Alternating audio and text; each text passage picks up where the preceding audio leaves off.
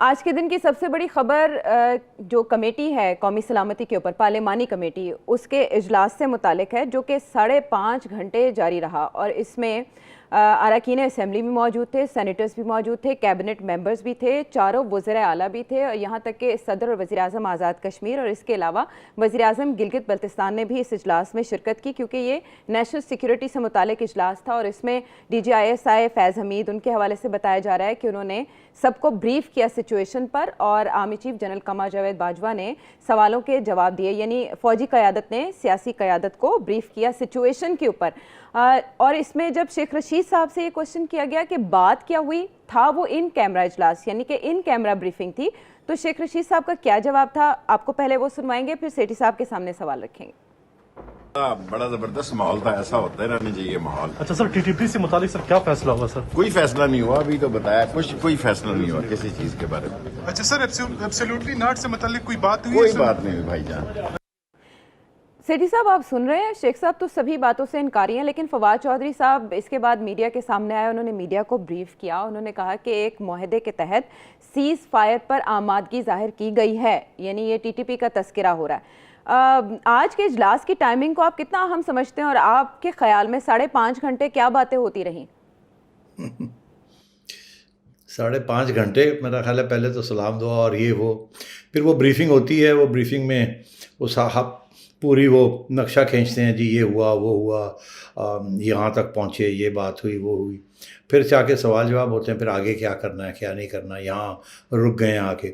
تو اگر briefing focus تھا اس کا ٹی ٹی پی کے اوپر، تو وہ تو اب کچھ عرصے سے بیان بھی آ رہے تھے اور خبریں بھی آ رہی تھیں کہ ٹی ٹی پی کے ساتھ مذاکرات ہو رہے ہیں افغانستان میں، اور افغانستان کے طالبان حکومت اس کو فیسیلیٹیٹ کر رہی ہے، اور حقانی نیٹ ورک جس کے پہلے سے ہمیں سب کو پتہ ہے کہ تعلقات القاعدہ سے بھی ہیں اور ٹی ٹی پی سے بھی ہیں، اور باقی جو وہاں گروپس ہیں ان کے سب کے ساتھ تعلقات رہے ہیں، اور اب حقانی گروپ بہت اہم رول ادا کر رہا ہے طالبان حکومت کے اندر، تو ان کے ذریعے یہ بات چیت چل رہی ہے۔ آپ کو یاد ہوگا کہ پہلے بھی ایک بیان آیا تھا طالبان کی طرف سے، حکومت کی طرف سے، کہ جی ہم چاہیں گے کہ آپ فیسیلیٹیٹ کریں آپ کی بات چیت اس گروپس کے ساتھ، مگر ہم ایکشن نہیں لیں گے۔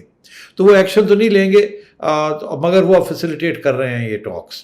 اب یہ ٹاکس کے اندر ہماری طرف سے جو ابھی تک خبریں آ رہی ہیں وہ یہی ہیں کہ ہم ٹی ٹی پی کو یہ کہہ رہے ہیں کہ جی آپ مہربانی کر کے اب جنگ کا راستہ چھوڑ دیں اور ہمارے ساتھ امن کی بات کریں، اور بتائیں آپ کیا چاہتے ہیں، کس طریقے سے آپ کو ہم واپس ریہیبلیٹیٹ کر سکتے ہیں، آپ پاکستان واپس آ جائیں، آ کے سیٹل ڈاؤن کر جائیں، ہتھیار چھوڑ دیں، لڑائی جھگڑے چھوڑ دیں۔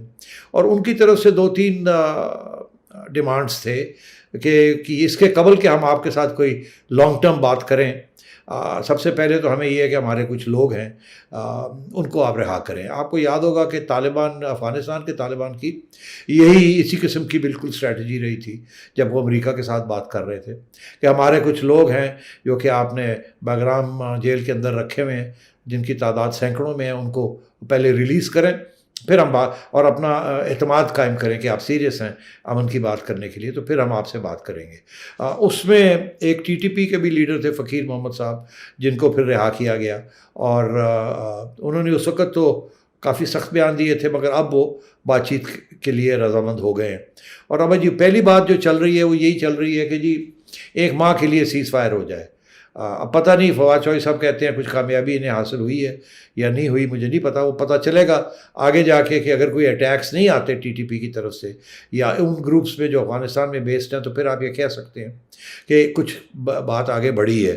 اب بات آگے بڑھنے کا دو پہلو ہے نا، ایک تو یہ کہ جی ٹی ٹی پی کی طرف سے ایک پورے ماہ کے لیے کوئی اٹیکس نہیں ہوں گے پاکستان کی سیکیورٹی فورسز کے اوپر اور چائنیز فورسز کے اوپر اور سویلین ٹارگٹس کے اوپر۔ دوسری بات یہ ہے کہ ہم کچھ ان کے پریزنرز چھوڑیں گے۔ اب وہ پریزنر سارے پاکستانی جیلوں میں ہیں اور بڑے ہارڈ کور لوگ ہیں، وہ ان کو آپ رہا کریں گے، اور کس سپیڈ پہ آپ کریں گے، 1-1 2-2 3-3 کر کے، جیسے جیسے سیز فائر سسٹین ہوتی ہے تو آپ ان کو چھوڑیں گے۔ ان میں بہت بڑے کمانڈرز بھی ہیں جو کہ اگر سیز فائر اس کے بعد ٹوٹ جاتی ہے یا معاہدہ نہیں ہوتا تو وہ پھر واپس جا کے ٹی ٹی پی کو آرگنائز کریں گے آپ کے خلاف۔ آپ کو یاد ہوگا کہ بالکل ایسے ہی ہوا تھا جب طالبان کے کچھ لوگوں کو ریلیز کیا تھا پریزن میں as part of a deal, تو انہوں نے بعد میں جا کے انہوں نے پھر جوائن کر لیا تھا واپس طالبان فورسز کو، اور انہوں نے بہت اہم رول ادا کیا تھا امریکہ کی شکست کے اندر اس کے بعد۔ تو یہاں بھی یہ خدشہ رہے گا کہ آپ ان کو چھوڑ تو دیتے ہیں، مہینے کے بعد یہ اور مضبوط ہو جائیں گے، اور اس کے بعد پھر ان کے ڈیمانڈز جو ہیں وہ بڑھ جائیں گے۔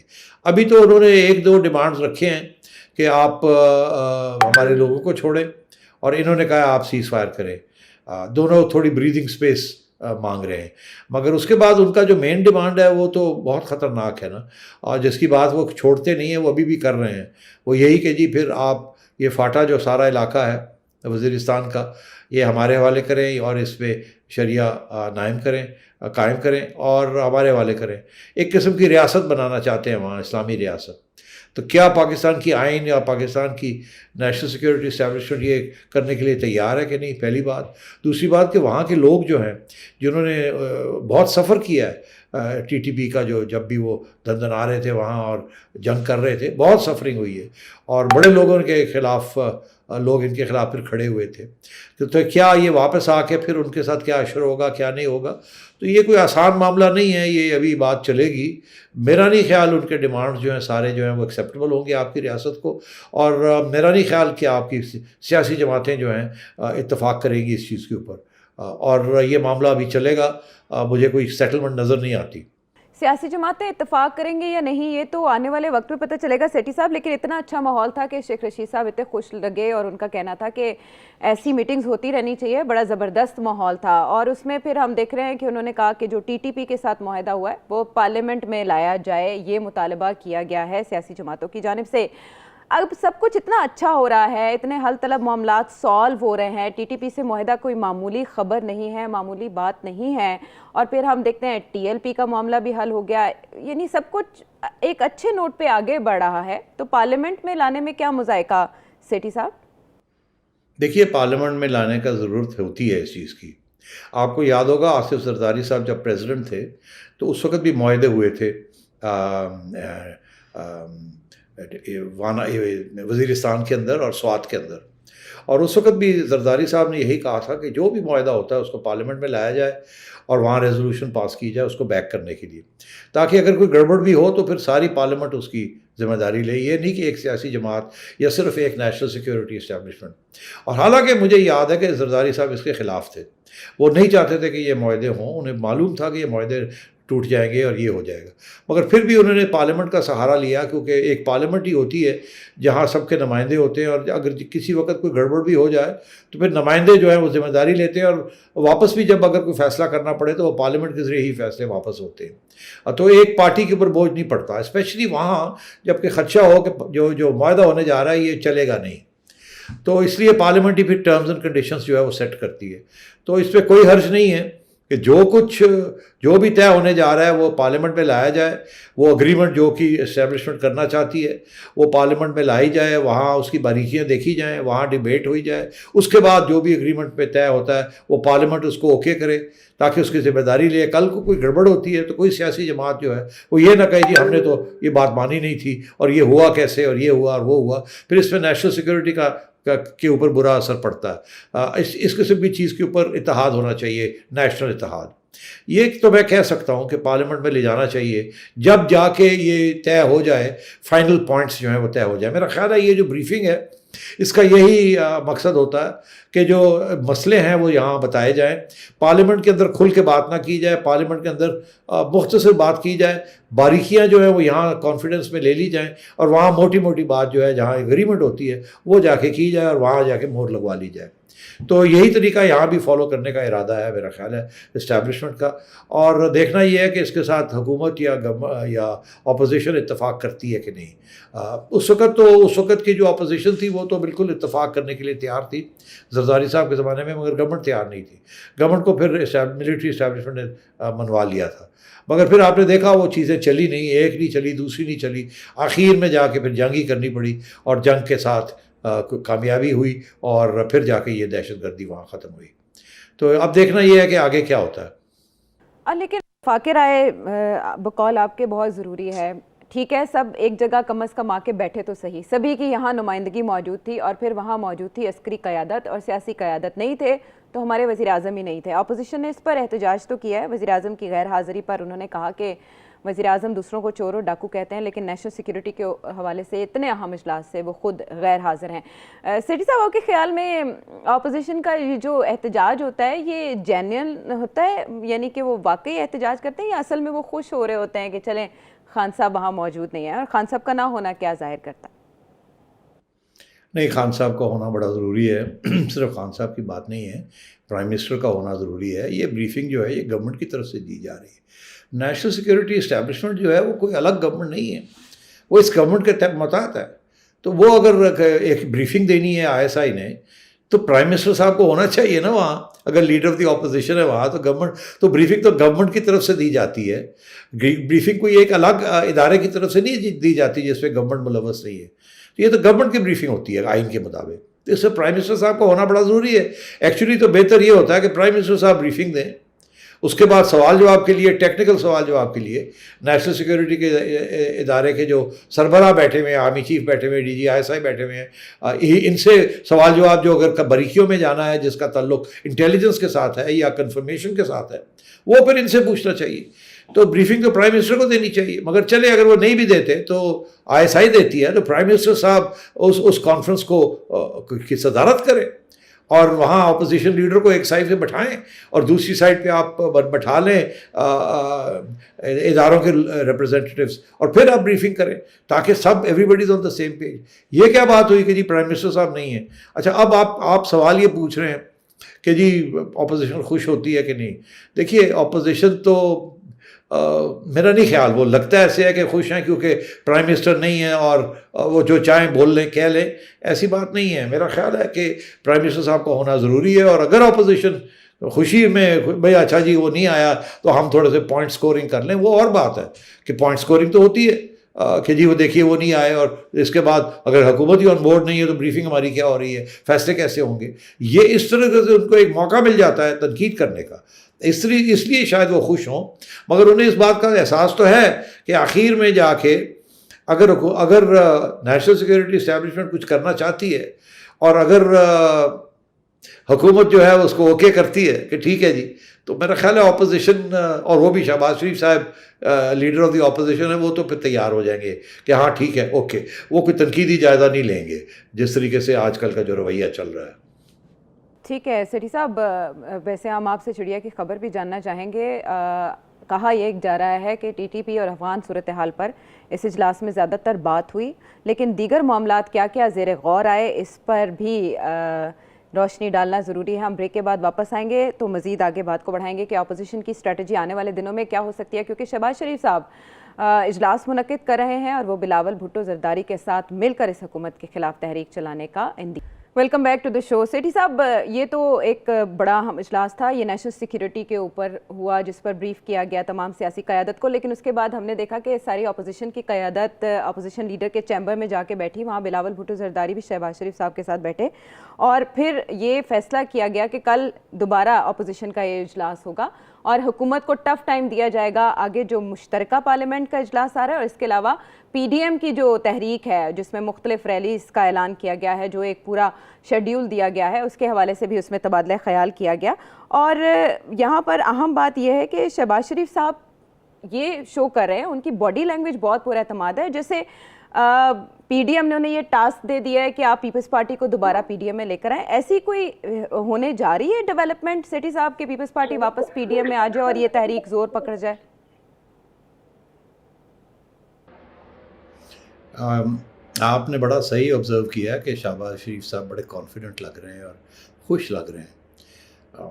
मेरी इत्तला ये है कि इन्होंने ये फ़ैसला कर लिया है नून लीग वालों ने, जिसमें नवाज शरीफ साहब भी शामिल हैं, कि हमने अब इस्टेब्लिशमेंट को अटैक नहीं करना, हमने सारी की सारा फोकस जो है वो इमरान खान के ऊपर रखना है।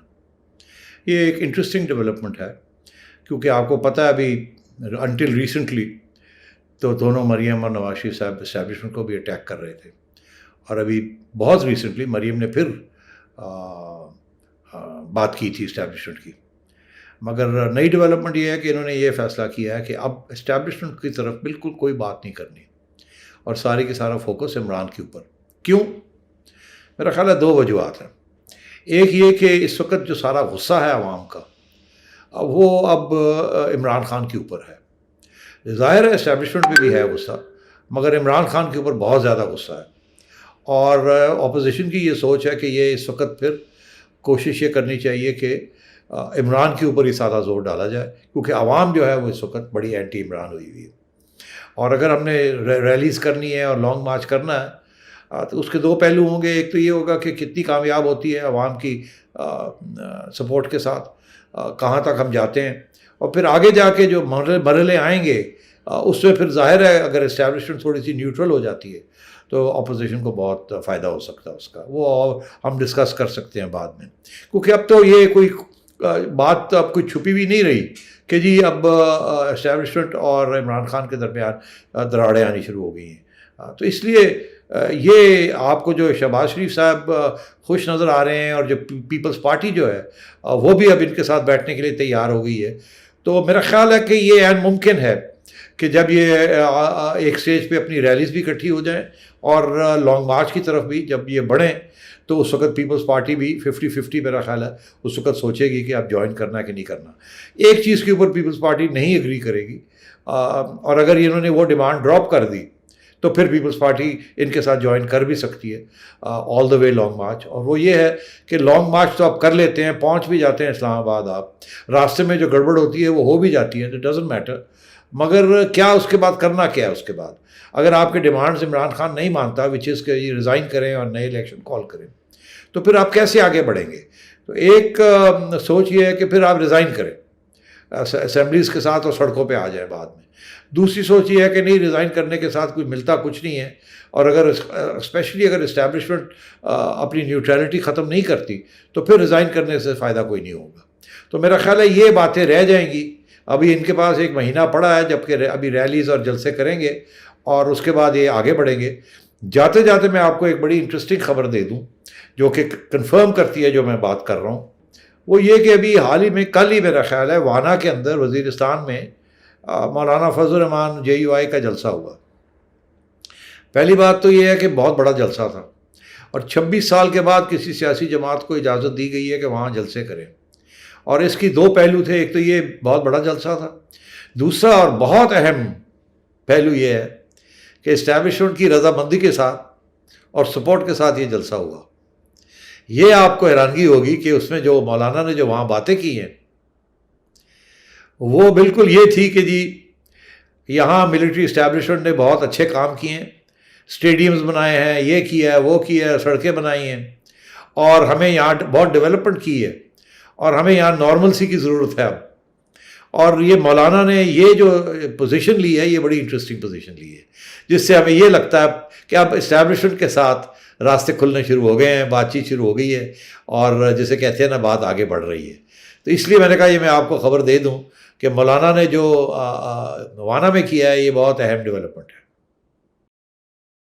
ہاں ٹھیک ہے، اس طرح سے تو سیٹھی صاحب پھر نظریہ گیا پانی میں، اور جو آپ کہہ رہے ہیں کہ اسٹیبلشمنٹ کو ہٹ نہیں کیا جائے گا، اس پہ تنقید نہیں کی جائے گی، تو اس کا مطلب ہے صاحب اور مریم نواز صاحبہ دونوں خاموش رہیں گی؟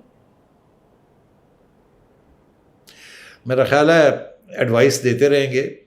ابھی شہباز شریف صاحب کو میرا خیال ہے تھوڑی سی ڈھیل مل رہی ہے کہ آپ آگے بات بڑھائیں، اور میرا خیال ہے اس کی وجہ یہی ہے کہ اب ہر جگہ پہ یہ بات چل رہی ہے کہ اسٹیبلشمنٹ جو ہے وہ اتنی خوش نہیں ہے عمران خان صاحب کے ساتھ، اور عمران خان صاحب ان کے ساتھ کوئی اتنے خوش نہیں ہیں.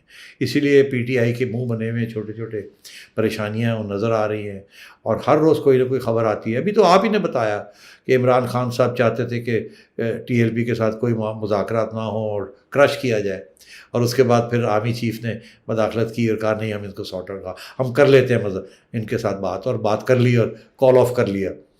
تو میرا خیال ہے کہ اپوزیشن یہ سونگ رہی ہے کہ یہ اچھا وقت ہے کہ اسٹیبلشمنٹ کی طرف توجہ نہ دی جائے، ان کا اپنے آپ کو سنبھالنے دیں، اور ہمیں کوشش کرنی چاہیے کہ عمران کے اوپر فوکس کریں.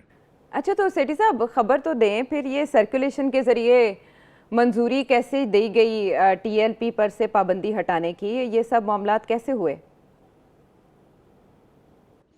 نہیں، سرکولیشن کا کیا مراد ہے آپ کا کہ یہ کوئی بورڈ آف گورننس بیٹھا ہوا تھا یا ڈائریکٹر بیٹھا ہوا تھا؟ کیبنٹ سے منظوری دی گئی ہے باقاعدہ. تو وہ تو پھر ظاہر ہے اب کیبنٹ کو تو بلاتے نہیں ہیں نا، بیکاز کیبنٹ پہ جب سارے اکٹھے ہو گئے تھے تو اس وقت تو انہوں نے ایک فیصلہ کیا تھا نا کہ ٹی ایل پی کی ایسی تیسی کرنی ہے، اور جب اس کے برعکس کوئی فیصلہ کروانا ہو تو سرکولیشن سے ہی کرواتے ہیں بلاتے نہیں ہیں کیبنٹ کو. تو اس سے آپ کو خود سمجھ آ جاتی ہے کہ اس کا یہ مطلب ہے کہ یو ٹرن لیا جا رہا ہے، اور کیبنٹ نے پہلے کچھ فیصلہ کیا، اب یو ٹرن لیا جا رہا ہے، یا کوئی ایسی چیز کروائی جا رہی ہے جس میں بحث وحث نہیں کروانی اور سیدھی سی سرکولیشن سے کر دینی. اچھا، تو کسی نے اس میں کوئی اعتراض کیا سمری کے اوپر؟ کسی نے صرف سین لکھ دیا؟ وزیر اعظم عمران خان کا کوئی موقف سامنے آیا ہو اس پر، یا وہ خوش ہیں کہ جو کر رہی ہے فوجی قیادت ٹھیک ہے، وہ کر لیں ڈیل، پہلے بھی ڈیل کرتے آئے ہیں؟ دیکھیے خوش تو نہیں ہیں، مگر چارہ کیا. یہ جو معاملے ہیں نا ٹیررزم کے، اور یہ سارے معاملے ویسے ہی نیشنل سیکیورٹی کے ادارے جو ہیں وہ ڈیل کرتے ہیں. جب آپ ان کو انوالو کرنا چاہتے ہیں، رینجرز کو آپ انوالو کرنا چاہتے ہیں، تو پھر آپ کو ظاہر ہے ان کے ساتھ براہ راست باتیں کرنی پڑتی ہیں اور کچھ انڈرسٹینڈنگ کرنی پڑتی ہے. اب شیخ صاحب کو رکھا ہوا انٹیریئر منسٹری میں، وہ کوئی بھی فیصلہ نہیں کریں گے پہلے پوچھے بغیر جی ایچ کیو سے، اور اسی لیے وہ پھر عمران کی بات وہاں اور وہاں کی بات عمران کو، اور بیچ میں وہ پھنسے رہتے ہیں بیچارے، کبھی ادھر جاتے ہیں کبھی ادھر جاتے ہیں. ہاں ایسا ہی ہے. اور پھر یو ٹرنز اگر کہیں یہ گورنمنٹ لیتی ہے تو خان صاحب نے تو اسے لیڈرشپ کی نشانی قرار دیا. آپ نے اچھی خبر کی بات کی تھی، مولانا فضل الرحمان کو اچھی خبریں ملنا شروع ہوئی ہیں، انہیں ادھر جلسہ الاؤ کیا گیا ہے، تو ان کی جو ذیلی تنظیم ہے انصار الاسلام، اس پر سے بھی پابندی ہٹانے کا فیصلہ سیٹھی صاحب کر لیا گیا ہے. جب ٹی ایل پی کو آپ نے پابندی سے مبرہ کر دیا تو جو باقی جماعتیں ہیں جن میں اہل سنت والجماعت بھی ہے، سپاہ صحابہ، انہوں نے یہ مطالبہ کیا ہے، ان کے جو امیر ہیں انہوں نے یہ مطالبہ کیا ہے کہ آپ ہماری جماعت سے بھی پابندی ہٹائیں. اور پھر آج کی میٹنگ میں ایم کیو ایم بھی یہ کہتی ہوئی سنائی دی کہ ہم بھی آپ سے بہت بار ریکویسٹ کر چکے ہیں کہ ہمارے آفیسز کو فنکشنل کیا جائے، کیونکہ ٹی ایل پی کی جانب سے تو پولیس والوں کو شہید کیا گیا، لیکن یہاں تو صرف تالیاں بجانے پر اعتراض ہے، تو وہ زیادہ بڑی دہشت گردی تو پولیس والوں کو شہید کرنا ہے. تو آپ کیا سمجھتے ہیں اب کہاں کہاں سے مطالبات اٹھیں گے اور حکومت ان کو کیسے انٹرٹین کرے گی؟ دیکھیے یہ تو پہلے دن سے ہم کہہ رہے تھے کہ جب آپ کسی بلیک میلنگ کوئی تحریک اگر کوئی بلیک میل کرتی ہے اور ریاست کے ادارے بلیک میل قبول کر لیتے ہیں، اس کے آگے گھٹنے ٹیک دیتے ہیں، تو پھر کیا رہ جاتا ہے؟ پھر ہر بندہ اٹھ جاتا ہے، کہتا ہے پھر یہی راستہ ہے اپنے ڈیمانڈز منوانے کا. تو یہی ہو رہا ہے. اب آپ کہہ رہے ہیں اہل سنت والجماعت والے جو ہیں، سپاہ صحابہ والے، انہوں نے بھی شو ڈال دیا. میں ویڈیو دیکھ رہا تھا، وہ بھی اپنے لوگوں کو تیار کر رہے ہیں کہ چلو جی باہر نکلو، چلو جی تھوڑی جی گالی گلوچ کریے، اسی بھی چلو جی اسی بھی کوئی تھوڑی بہت توڑ پھوڑ کریے، پھر ہماری بات سنیں گے. اب بات یہ ہے کہ یہ اتنے تکڑے نہیں ہیں جتنے ٹی ایل پی والے ہیں، مگر یہ پرابلمس تو کریٹ کر سکتے ہیں. تو میں یہ سمجھتا ہوں کہ یہ اب اسی قسم کی بات کل کو کوئی اور جماعت جس کا تعلق ڈومیسٹک پالیٹکس کے ساتھ نہیں ہے مگر ایف اے ٹی ایف فاٹف کے ذریعے ان کو بین کیا گیا ہے، کل کو وہ بھی کھڑے ہو سکتے ہیں، کیونکہ یہ بھی تو ایف اے ٹی ایف کے ذریعے پرابلم بن رہی تھی نا، بننے جا رہی تھی یہ، اور آج نہیں کل ایف اے ٹی ایف میں بھی ان کا بھی آ جانا تھا کہ جی ان کو آپ بین کریں. تو اسی لیے یہ مسئلے ہیں ان کے لیے. انہوں نے جو ٹی ایل پی کو ان بین کیا ہے، کل کو اگر ٹی ایل پی کوئی ایسا، یہ جو فرانس والا معاملہ ہے فار ایگزامپل، یہ اگر انہوں نے پھر یہ بات کھڑی کی یا کوئی اور اس قسم کی بات کھڑی کی جس کا تعلق انٹرنیشنل کمیونٹی کے ساتھ ہے، تو شور پڑ جائے گا، وہاں شور پڑ جائے گا. وہ پھر یو این میں چلے جائیں گے ان کو بین کرنے کے لیے. پھر آپ کیا کریں گے؟ پھر آپ ان کو بین کریں گے؟ نہیں. تو یہ سوچ کے یہ بات کرنی چاہیے، یہ موقع پرستی نہیں ہونی چاہیے. یہ ریاست کے معاملے ہیں، لانگ ٹرم ایشوز ہیں یہ. اب دیکھنا یہ ہے کہ یہ کیسے کنٹرول کریں گے ان سب کو. ایک بوتل میں سے ایک آپ نے جن نکال دیا تو کل کو دوسری بوتلوں والے بھی جن جو ہیں وہ کہیں گے ہمیں بھی نکالیں آپ، نہیں تو ہم بوتل توڑ دیتے ہیں، ہم یہ کر دیتے ہیں، وہ کر دیتے ہیں. سو اس کے پیچھے سوچ کیا کار فرما ہے جو ایک ہی نقطے پر سوچتی ہے اور دیگر نقطے حل طلب رہ جاتے ہیں. یہ ہے ویلکم بیک ٹو دا شو. اور اب وہ سوال جو آپ سیٹھی صاحب سے پوچھنا چاہتے ہیں. جی السلام علیکم، میرا نام تجمل عربی ہے. سر سوال یہ ہے کہ پہلے آپ نے کہنا شروع کیا تھا کہ جی طالبان کو بیرونی سے زیادہ اندرونی خطرات ہیں اور وہی ہو رہا ہے. تو سر یہ داعش آئے روز طالبان پر حملے کر رہی ہے. اب سوال یہ ہے کہ اصل وار اینڈ ٹیرر جو ہے وہ تو داعش اور القاعدہ کے خلاف تھی. اب دنیا طالبان کو کیوں سپورٹ نہیں کر رہی؟ اگر طالبان کی موجودہ حکومت گر جاتی ہے یا ان کے درمیان کوئی بڑی جنگ ہو جاتی ہے، جو لگ رہا ہے کہ ہوگی، ایسی صورتحال کو آپ کیسے دیکھتے ہیں سر؟ सिचुएशन में क्या हो सकता है सेठी साहब कि अमेरिका गारंटी तो मांगता है तालिबान से, लेकिन उनको सपोर्ट नहीं की जा रहा इंटरनेशनल कम्युनिटी की जानिब से। तालिबान निमट सकते हैं दाइश के ख़तरे से अपने आप?